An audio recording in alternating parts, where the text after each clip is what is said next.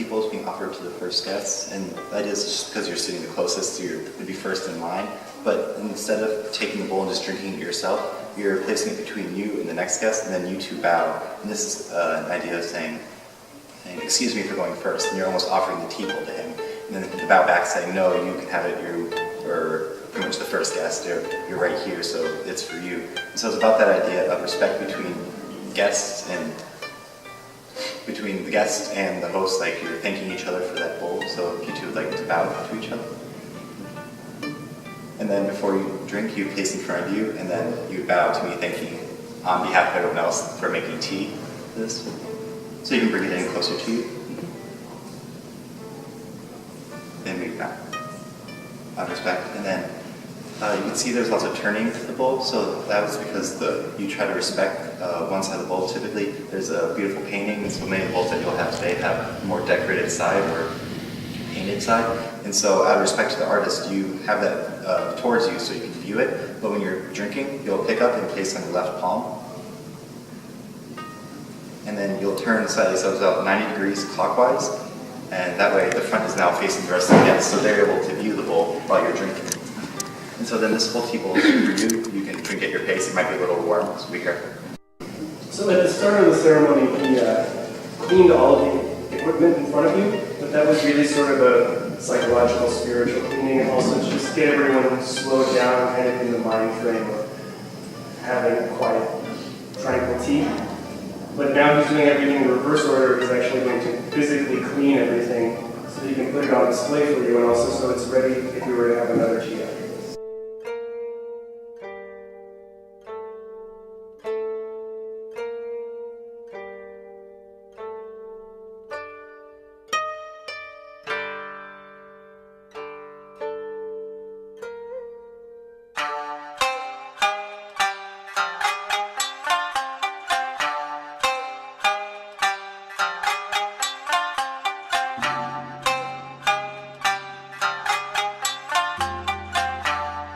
And now that this tea cloth he's using has tea on one side of it, he needs to refold it so that the clean side is now, or the inside is now facing out.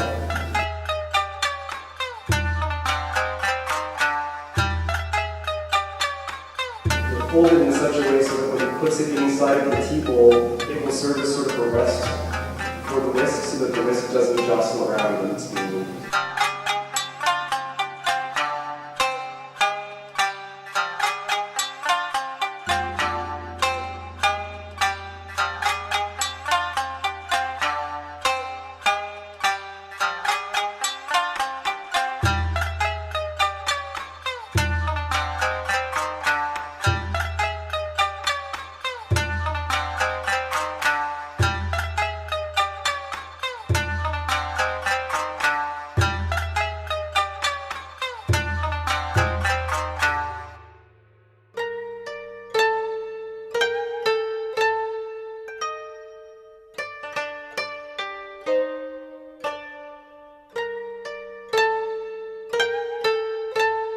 He's moving all of the equipment back to where it was when it started.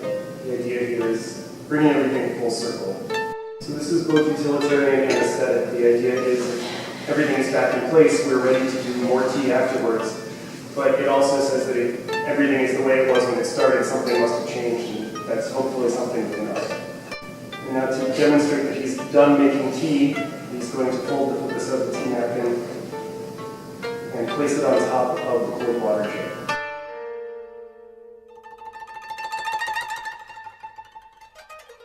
The purpose of the tea ceremony is that it's simply an art form. It's an art form and it's a discipline. And so the practice of tea is basically enacting an art. But the basis of tea ceremony are four principles: harmony, respect, purity, and tranquility. And everything that we do in terms of tea ceremony should surround those four principles. So how we interact with one another, how we conduct ourselves, how we interact with objects, how we touch objects, how we interact with nature. We should do this respectfully, harmoniously, with a pure heart. And then by doing all of these things with those principles in mind, we will ultimately reach a level of tranquility. That's what we're striving for, because in our lives, our everyday lives, we don't lead tranquil lives. We lead very, very busy lives. And so the tea ceremony enables us to focus only on one thing. And the one thing is to serve the best bowl of tea, or to have a moment with a host or another person and interact with them through our hearts, not through speaking, not through touching each other, but just through our hearts. And that's really kind of the ultimate goal of tea ceremony, is to feel that. So the tea ceremony, the way that we practice today and the thinking that we have behind it, originated in Japan. Tea itself, the powdered tea, was something that Zen monks from Japan went to China, learned about powdered tea from China, brought that back to Japan, and then they started incorporating it in their own practice. And then finally in the 1500s, Senrikyu codified the way that we practice tea today. So we still study the way that he established in the 1500s. And so those four principles were established by him, the way we do our movements were established by him, etc. So it has a very long and rich history. The philosophies behind it and thinking behind it has stayed the same, but the tea ceremonies, like different styles of tea, have developed. Many different styles of tea have developed since that time period. There's actually over 850 different styles of tea. Tea ceremony makes Japanese tea, that's what makes Japanese tea unique, is because we have schools that specifically study tea and how to do tea and how to be a part of that. So it's very different in that way. It's not just a casual thing that we do. It's an art form. It's a discipline. And so we have to study it in order to learn about it. We can't just go, well, you could just go to a tea house and have a bowl of tea and that's it. And just experience tea like going to any coffee shop in town. But there's a practice and a discipline behind it that people still continue to study today. This side of the Japan House is a tea garden. We don't grow tea plants, but it's part of the tea ceremony. So if you were to actually do a full tea ceremony, what we did here today is just a small portion of it. A full tea ceremony, guests would actually go into the garden, and then they would sit in the waiting hut or the machiai. There's a small waiting hut over there with an arbor over it. And you would sit there, and then the host would actually ring a bell, and then you would start to come for tea. So you would actually be in the garden for maybe 10, 15 minutes or so. And then you would hear the bell, and you would go, and then there's a little fountain there, which is called tsukubai. And you would use that to purify your hands and rinse your mouth so that you're preparing yourself for tea. And then you would enter. And then you would have, there would be a charcoal building ceremony so that they would build the fire.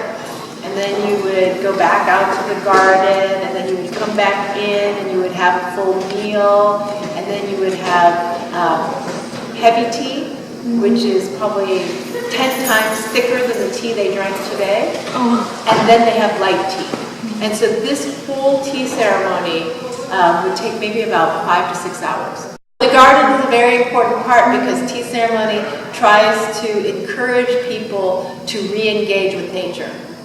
Because we live in such a kind of hustle-bustle life, right? We're so busy. But we forget nature is surrounding us at all times. And tea ceremony asks you, slow down. Remember where your roots are from. Re-engage with nature and look at its beauty and its splendor. And it kind of forces you to do that. But in tea ceremony, you're forced suddenly to listen to things that you overlook on a daily basis. That's why the garden is important too. We overlook the fact that there's beautiful trees outside our window at our apartment. When we walk on the quad, there's gorgeous grass and trees, but we ignore them. And so simple things like the water pouring, we ignore those things, but in tea ceremony, suddenly it becomes very important and beautiful, and that's what tea is all about.